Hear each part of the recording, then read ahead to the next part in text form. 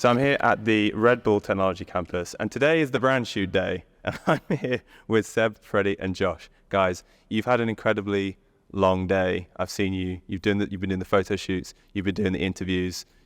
You're done, right? But this is gonna be a team effort. We're gonna get through this together. Okay, we're gonna push through the next 40 minutes. We'll be fine, and then you guys can go bowling, which sounds like it's gonna be a lot of fun. Seb, we've met before. Nice to meet you again. How has today been? Getting here in this technology campus with all of these people, with all of this support network around all of these cars that we're surrounded by, which by the way are on shelves, which is nuts. How motivating is that? Yeah, it's quite motivating. I think we've actually been here enough times now that it's almost started to feel a bit normal, which is kind of crazy. When I look around and I think, oh, this is normal now. I walk in, I don't even it doesn't surprise me. I'm expecting it. But it is still very nice to be so integrated into the team. Saying hi to everyone because everyone knows who we are. And we're doing filming in an area like this. It's just makes you feel really respected within the team, which is always great. Yeah, I imagine knowing people at this team must be like an incredible, proud feeling because these guys are at the top of their game. So to be able to walk through the campus and recognize people and then recognize you and chat with them must be like incredibly elating. Yeah, exactly. And I guess because they're at the top of their field and they get into Red Bull, I guess we have to be at the top of ours. So it's kind of, everyone here is the best of the best, and it's kind of I guess that kind of helps that mutual respect for everyone that is in the team, which is always great. Yeah, I can imagine. There can't be much more of a rewarding place to come into work, inverted commas, right? Yeah. Now, Josh, the campus is huge, right? We're here and you've got the gym that I know you guys have been kind of hounding people to get into all day. You've got the esports lounge. Tell us a little bit about the campus and how it helps the team. What facilities do you have here that help you get to the front of the grid? So I think the main place for us would be the arena that we compete from. Last year we had a Huel boot camp and then competed in the championship in that arena. So yeah, that facility was important to us because we were all together practicing, and it just kind of boosts the team's vibes, like the morale. So yeah, having that facility accessible to us when other drivers, for example, were just playing from home, it helped a lot, at least for me anyway. And then just downstairs, literally just walk downstairs and there's a gym, which I was going to every night. So yeah, all around just good facilities. Yeah, you're surrounded by the exact kind of support that you need as an esports team, right? Now, you mentioned seeing each other and that some of the other teams aren't lucky enough to be able to meet each other all the time. Do you think that gives you a competitive advantage when you're on the racetrack, that you know each other as drivers perhaps better than some of the other teams do? When you're racing side by side and you're working out team strategy, do you think the fact that you spend so much time together is helping? Yeah, I think so. I think it goes further than that. Mostly just off track. We can share ideas. We can look at each other's telemetry and stuff. All in person, which I think, well, at least in my opinion anyway, is a positive. And then you can also just do things outside the track as well, get to know your teammates better, rather than just speaking to them online for a few hours and then going offline. It's almost like living together. Yeah. So yeah, I think that's the ultimate frat house, right? Yeah, exactly. Cool. Yeah. So you guys are off bowling tonight, right? So most important question here: who's the best at bowling? Not me. I think we'll find out, to be honest. Yeah, I'm the worst. There's no way anyone can be worse than me. I aim for the middle, it just goes to... So I was expecting, three drivers to be like, no, it's me. It's definitely me. No, it's me. But actually, it's totally the opposite. Nobody wants to claim that crown, and that's fine. That's not, I guess, what you're here for, right? There's no bowling sponsors. That's fine. So, Freddie, obviously, you've been here a little while now. Tell us about the support you get in terms of telemetry and coaching and engineering by being part of the wider Red Bull team. So last year we had what was it called? Ground and air coaching through almost the whole year, I think, to help us perform better. And for telemetry, right now we don't have anything, just some basic programs, but yeah, we're working on it to get something better. It must be very cool knowing that the guys who are helping you with strategy and engineering setups have got the support of this whole technology center. Does it, when you're in the car and you're getting to the race and you've been through a process with people who are at the top of their game, does it give you like a sense of confidence on the grid? I don't think about that on the grid. I'm focused on the race. But coming here and then seeing everything again, you get to see everything behind the scenes, which helps practice motivation. So it's better in that way. Now, obviously a big part of racing, both sim racing and real world racing, is of course the wider goals of the companies you're racing for and the sponsors, and with that comes all of the media activities, and obviously Red Bull are at the top of their game when it comes to media and marketing. You only have to follow any one of their social media challenges and you see like the creativity and the ideas that they come up with when it comes to marketing. Like, do you feel like a sense of kind of like responsibilities that push that forward as a driver? Yeah, well, I'm not very good at the media stuff, but I try my best. Yeah, it must be tough. It must be tough, right? Because you don't qualify on the grid because you're necessarily like, you know, an expert when it comes to public speaking or whatever, but then it's kind of expected of you. But presumably you get quite a lot of support here at the campus to kind of help with that. Yeah, it's not bad. I enjoy it. Are you starting to enjoy it? Yeah, more than practice anyway. So you enjoy the media more than practicing the racing? Somehow, yeah. That's interesting. What's your favorite type of media engagement other than podcasts, other than this podcast? None.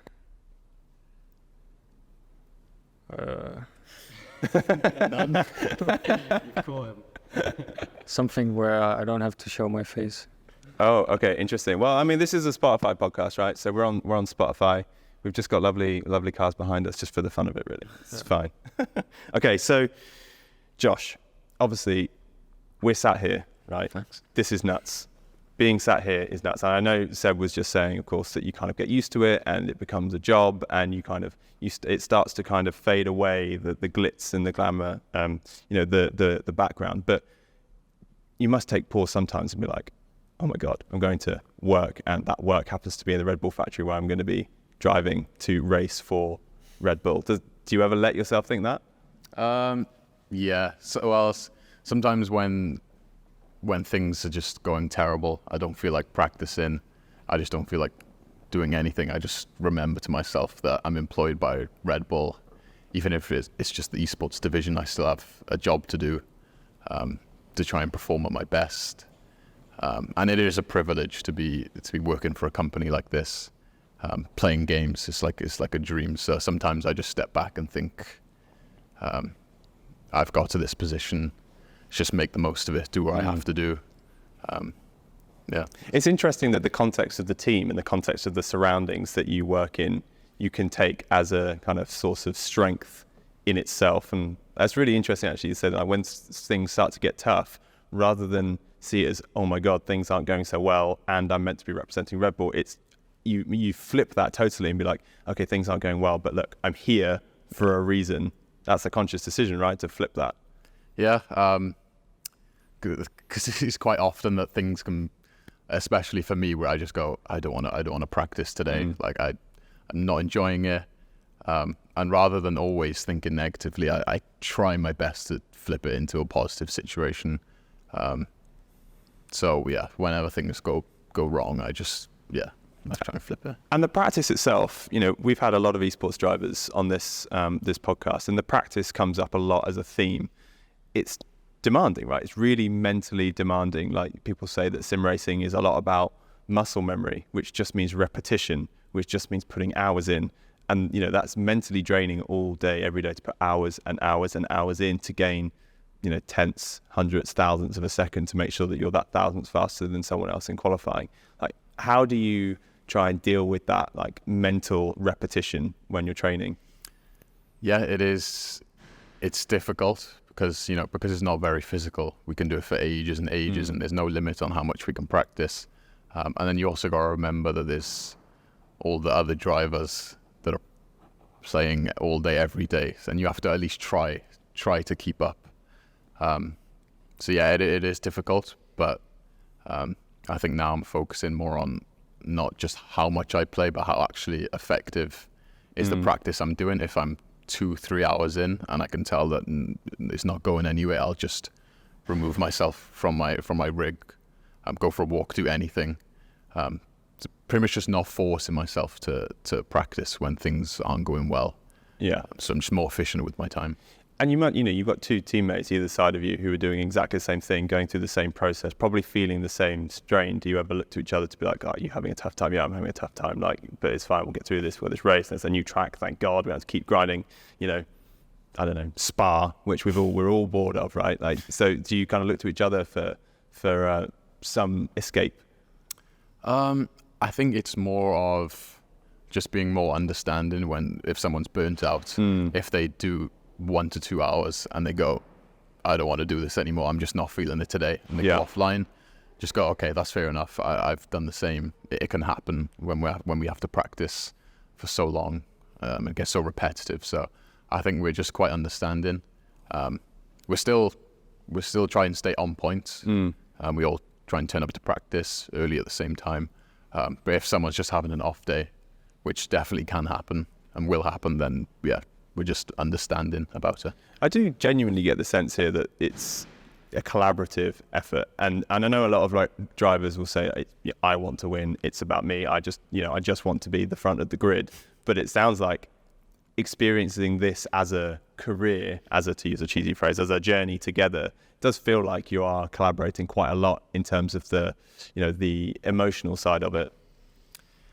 Yeah, because at the end of the day, especially in the F1 Esports Championship, the money is made through the Constructors Championship. So at least for me personally, I just focus on that. I'm not too bothered about the Drivers' Championship. So you want your teammates to obviously be performing as best they can, just to get the best out of themselves, which is the best for all of us. So emotional support is definitely important. Yeah. Interesting. So it's almost like it's the series itself that has created that environment. Now, Seb, you've done a few of these different series, and you've other than F1 Esports, and you've done them on different games. Tell us, what do you think the biggest differentiator is with the F1 Esports series? Like, what sets it apart, and what do you like about it, and what do you perhaps prefer about other series? Well, the first thing I don't like about the F1 game, just because there are some good facts, but the game is like the biggest differentiating factor. Yeah. Because on the F1 game, you have to drive so much to get a feel for the car, because the feeling through the game is terrible. So you can't feel anything.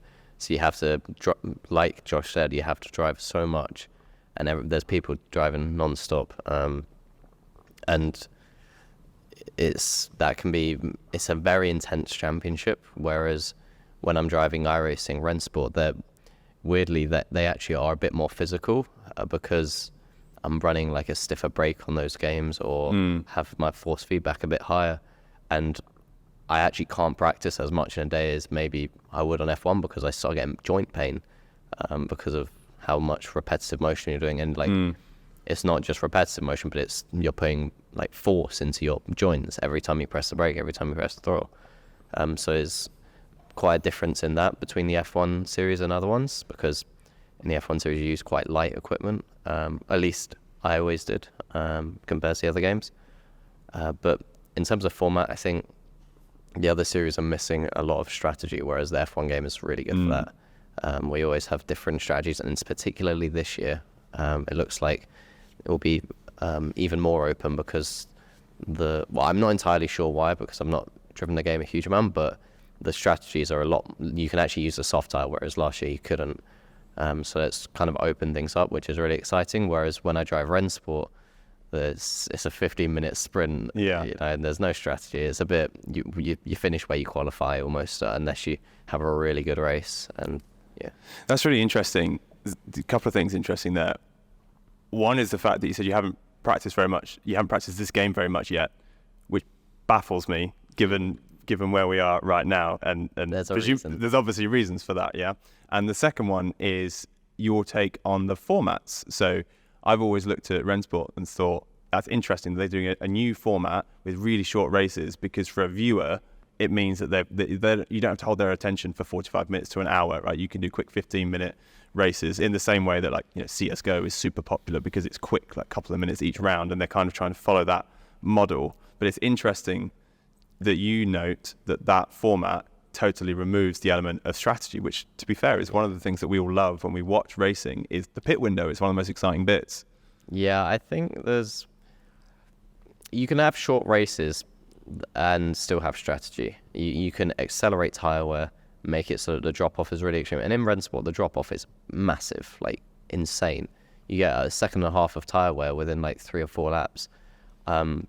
If they just added in a pit stop so that you could change tires or a different compound, like it would suddenly become very exciting. Maybe 25-minute race and you have to pit once during that race and you have to refuel or something, so you can then go lighter in the first and heavier in the second or something like that. I don't know. And that's still quite a short format. You know, a CSGO match is 40 minutes if it goes all the way, I think, without overtime. So even though it's not per round, it's quite short, and that's I think the key. And then also F1 Esports, the qualifying format is really good because it's actually the track develops, so each lap gets faster and faster, which makes it exciting. The reason I've not driven the F1 game is because I'm focusing on Rennsport for now. And then when Rennsport finishes, I might hop in for the season, but for at least the first, I can't remember when it ends, but I definitely won't be ready for the first round because it'll be mid-season for Rennsport. So I'll kind of be the backup. And then if I try the game and I've got a good pace, and maybe I race, but we'll kind of wait and see because I'll be 6 months behind everyone else. So it's a pretty tricky situation. And like swapping games constantly, 5 years ago you could do that and still win in competitions that you do, but now you have to commit to one game, which is a shame because I want to compete in every top competition, but I don't want to lose, and I'm guaranteeing a loss if I keep swapping. It's really interesting. It's kind of that point that we keep coming back to, our muscle memory and having to repeat things over and over again and really get a feel for a game. And obviously we've spoken before, and I remember pointing out the fact that it seems like you do a lot of different games when you race. But how about you, Josh? Do you like to experience other games to kind of like experience something slightly different to F1, or are you kind of actually I just need muscle memory and I need to keep doing F1? Yeah. So F1 was the first and pretty much only racing game that I played growing up as a kid, and that was naturally the only game that I tried to go competitive in, and that's how I made it here. I would be open to trying new games, but we have, especially in Red Bull, we have such talented drivers in pretty much every field, no matter the sim racing game. So yeah, I'm not really needed in other games. And then also, as Sebi said, you can't switch and expect to be challenging up front on multiple different games. So if I can just focus on F1 and do my best, then hopefully that'll be enough to win. Yeah, and I guess, you know, when you're here, you're in this team, like why would you want to do anything else that could potentially, you know, limit your potential to get up the grid, right? But how about other games, like non-racing games? Do you play anything else to unwind or to keep sharp between races, but you don't want to race, you don't want to be in the rig? What other games do you like to play? When I was younger, maybe 3-4 years ago, I was big on Rocket League. You were big on it as in you liked it, or you were big on it as in you were a big player? I wish. I wouldn't be playing this game if I was big on Rocket. they do have enormous prize pools. Yeah. No, I just really liked it. And while I was playing F1, as soon as I get off, I'd be straight on Rocket League. But then it got to a point where F1, I started doing scheduled practice, and then after practice, I just feel too tired to go and play a different game. I just wanted to get out of my seat. Rocket League is mentally draining too, right? Yeah, I just wanted to do something else that isn't gaming. So nowadays, I pretty much don't play anything at all apart from F1, which I knew would happen eventually, but I didn't think it'd be this early, this 20 years old. But yeah, if I wasn't doing this, I wouldn't be gaming. I'd be doing something, but not gaming. Yeah, that's really interesting. Now, I'm really intrigued to learn about like the daily routine of your practice, right? So Freddie, being here, give us an insight into your your day to day, right? So on a day where you're here, you arrive and Well, so we only did this last year, had boot camp here. So, well, my day, I would wake up, I can't remember, maybe 9 a.m., then have breakfast by 10, then practice 3 hours with a small break in between, then have lunch, practice 3 hours, dinner, then maybe a few more hours in the evening. so it's intense. It's hours and hours and hours each day. But how do you break up that structure? So you say 3 hours of practice. Presumably that's not just 3 hours of just hot lapping the track. Most of the time it is. Right. So what about, like, we need to practice quali pace. We need to test this setup. We need to test that setup. Yeah, but we're hot lap testing the setup, so maybe we'll do 2 hours of qualifying, setup testing, hot lapping, and then an hour of race testing. Interesting. So when you do race testing, presumably you guys are racing against each other. Do you have anyone else that supports you in those? Do you do like races where you're kind of practicing your racecraft by putting other people on track? And if so, who gets to do that? No, it's just us. So just the three of you, and you race test and you practice racecraft. Yeah. It's not ideal, but it's what we can do for now. Yeah. Does it ever get a little dicey? It used to back in the day, but not with these two. Why not with these two? They're pretty clean. Okay, that sounds like high praise, I would say. Okay. So, Josh, the season. You're looking down the barrel of the season. You're here, media day. How are you feeling about the season generally? That was such a nervous laugh. That's a good sign. Yeah, we've found things out pretty late. It's going to be a bit of a rush, I think, for everyone for the first event when it does happen. Good for the viewers. Should Yeah. dice it up a little bit. I think the first event is probably going to be more about adapting to what's going to be at the event. Are we allowed to talk about? Yeah. I think it'll be more about who can adapt to what we have at the event, because we might not even have some of the equipment until a week or two before, and which could be a mess. But I think after that we'll be fine. I'm looking forward to LAN as well. LAN must be such a buzz, right? To turn up to a LAN event and see an audience and the big stage and the lights. And I know a lot of drivers say, I'm not fazed by that, I just look. But you must walk in and be like, okay, this is cool. This is an event. We're arriving at something meaningful. I want to touch on something you said there about hardware, right? Because, and I've said this a few times in the podcast, but sim racing has this like additional layer that motorsport doesn't have, which is the hardware. So, the driver is a variable in the real world in sim racing. The car is a variable in the real world in sim racing. The track conditions and the track and the length of the race are variables in sim racing and real racing. But what you don't have in real racing is whether or not I'm using a belt-driven wheel or a direct drive wheel or force feedback pedals or not. So, how much do you have to adjust to different sets of kit based on whether you're at home, whether you're here, or whether you're at a LAN event that has totally different equipment? Like, how much prep goes into that?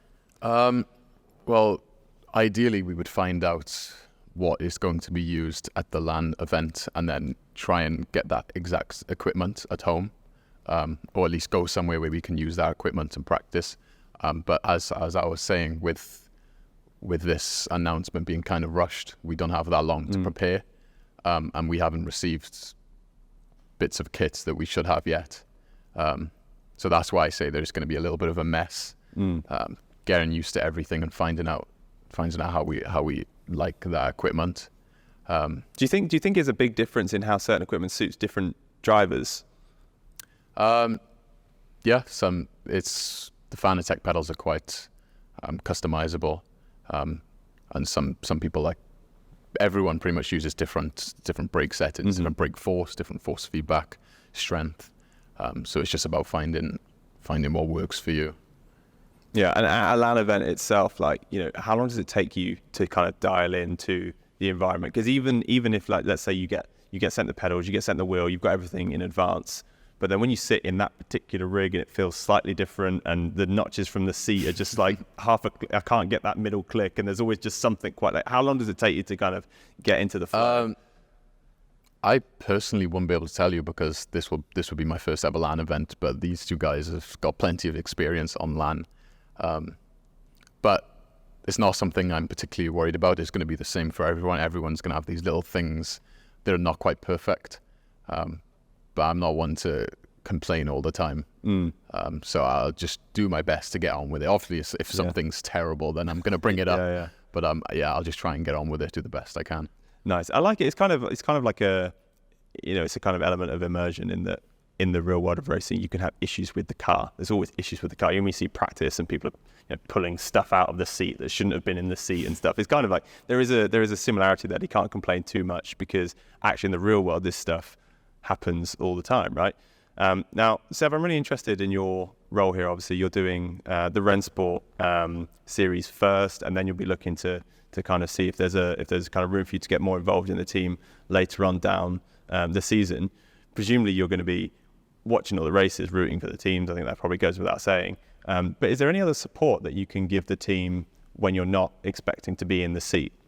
Yeah, I think the plan is basically that I'm going to be at all the races, even if I'm not driving. And then even if I'm not the exact person making the calls, I can be in the background helping with strategy, because having a driver help with strategy makes a huge difference. We did it last year because me, Josh, and Yoni in AlphaTauri, we would alternate who drives each race, and so when you weren't driving, you had a driver like in the engineering bit who knew how the game worked, knew how the tires behaved, how the racing is, when to use ERS, when to pit, and it makes a big difference in understanding the strategies. So I think having me there will be a help in that sense. Like we have great strategists and engineers anyway, but having a driver's input makes a big difference because we understand the game to a level that you can't understand unless you've driven it yourself. Yeah, it sounds like you and obviously Liam Parnell, the scientist, are going to make a bit of a dream team in the background. Josh, does that give you like a sense of kind of additional confidence when strategy calls are being made and the pit for mediums, pit for softs, or stay out and go in, whatever, knowing that you've got an engineer who's won an F1 exhibition race sat next to Seb, who knows this inside out because he's the third driver, right, or an additional driver? Like, does that give you an additional confidence when calls are being made to just not second guess it, just do it? Yeah, definitely. In fact, I would rather just not have to think actually too much about the strategy. Right. Obviously, you do have to do some thinking for yourself. But yeah, I'd rather just completely focus on the driving, and then I trust Liam backstage to make the right calls for us. And also, as Sebi said, it is really important having someone who's actually driven and understands the game, because F1's quite a weird game with how some things work. So having a driver, it's almost something that you can't get from an engineer who hasn't driven the game. And that's also why Liam plays the game as well and understands everything quite well. So I think from an engineering side of things, we'll be sorted. Yeah, and it's kind of beautiful from a viewer's point of view to realise and understand that we're watching a team sport now. Like, one of the things that I love about watching F1 or SRO, GT3, GT4 racing is the fact that it's a whole team coming together behind one person in the car, in this case, two people in the car, right? And it gives that sense of additional kind of jeopardy of what happens. Like, there's more people caring, there's more people that you're rooting for. It's not just the one person. And I love that sim racing is kind of getting towards that stage now where the teams are still small compared to a real world team, but they're getting bigger and there's a bit more crossover. And from a viewer's point of view, I think it's it's absolutely fantastic. So guys, I know you've had a really, really long day. I really, really appreciate the time that you've given us on the podcast. I just have one more thing to do, and it's a quick fire round, and it is a quick fire round. Okay, I've got 3 questions for you each, but it has to be quick. I need the responses like the second. All right, so Freddie, we'll start with you. Okay, 3 questions. Okay, I need your first instinct response. All right. Okay, you ready? Ready. Who's the fastest driver here? Sub. What's your favourite track?